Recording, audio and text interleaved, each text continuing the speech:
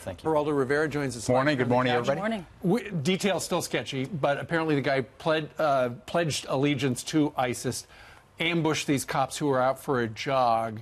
That part of France, not unfamiliar to ISIS sympathizers, and now people are going to try to figure out, is this part of the migrant problem? Is this part of what?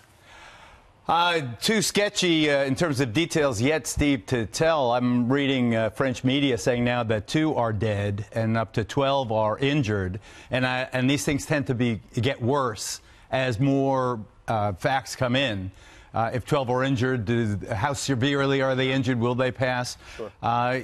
And I don't know whether the terrorist, because clearly this is an act of terror, and President Macron is now calling it a terrorist act, whether he pledged allegiance to ISIS before he went in, or whether that was a hostage situation, a criminal situation, and then, whether or not he was immigrant, we'll find out. It's not an area, as far as I know, heavily populated by immigrants. This is like a Walmart kind of store. The the hostage situation evolved. Cops, they're elite units. They're taking surrounded the Super U. I think all the hostages in terms of these French media accounts are released, except for one wounded cop and one terrorist still in there.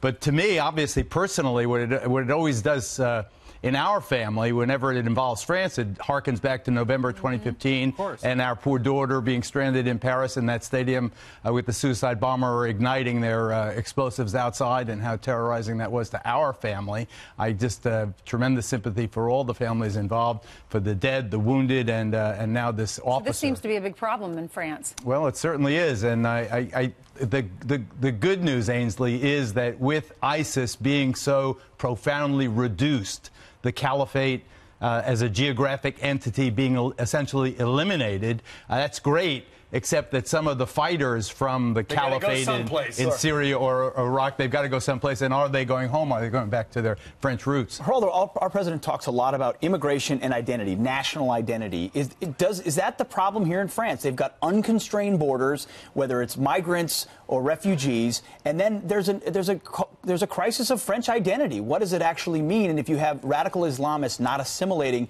to the French culture, ultimately you have opportunities for things like this. Do they have their arms around it? What lessons do we need to learn from it? I think that under the Macron administration, those borders are not nearly as open as once they were. You do have a tremendous immigrant population there, mostly from North Africa, obviously, the old French colonies. This is, in some ways, the legacy of that colonial period, and it has to sort itself out. I do believe the French are, you know how they are, Major. They are tough as nails when it comes to fighting crime, and I think that they'll get their arms around this eventually. I think that the days of, let's go easy on them are over in that sense. Maybe we'll have a similar experience here. But I think that what we have to focus on now is we don't know if this was a premeditated, maybe this was a robbery gone wrong. Don't know. A stick-up. We don't know yet, although you can count on the melancholy reality. The harsh reality is it will get worse before it gets better in terms of the casualty count. And we're going to keep an eye on it, but let's talk a little bit domestically about what's going on. The President of the United States made another change in his cabinet. He fired H.R. McMaster, and he is hired as the new National Security Council chief. That man right there, John Bolton, who, just like you, Geraldo, has a big mustache. I was going to say, Steve, it's about time that the administration has brought to its core a man with a mustache. I was going to complain bitterly about it. I was as close as you can get to a mustachioed advisor to the president. Bolton is a hardliner. We know him very well. We know the ambassador very well. He was one of the cheerleaders for the Iraq invasion in 2003, which ended disastrously, unlike me, who feels very guilty about my support of that invasion back in those days. At that time, it made sense. Well, we like to think so. The ambassador, though, unapologetic about it. He still believes it was a good idea. I think it disrupted the entire Mideast and was still paying the piper for that. Now, why did he do it? I haven't spoken to the president about it. I don't know very specifically. Everything I read is that, McMaster, a 3-star battlefield commander, Iraq, Afghanistan, a real hero, but as I understand it, he was pretty stiff in terms of his briefings with the president. The president, all right, get to the point. What's what? All right, okay, I get it, General. But I'm not saluting right now. Just give me the.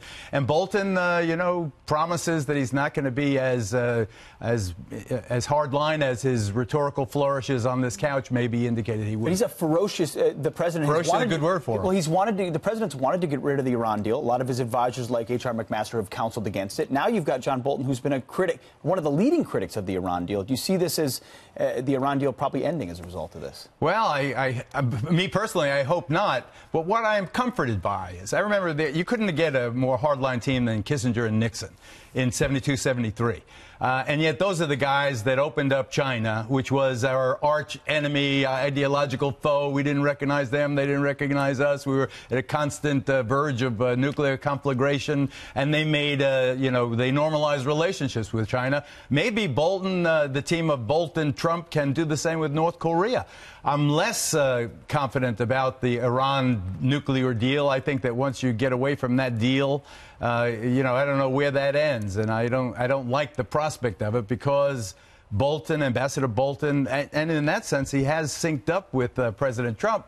Has been one of these, preemptive strike kind of guys, and he has promised the president that he's not going to start any wars, and I take him at his word. Well, you're saying sometimes it takes hawks to make peace. Sometimes it takes exactly. Yeah. All right. Thank you, Geraldo. Thank you. Great to see you. Thank you.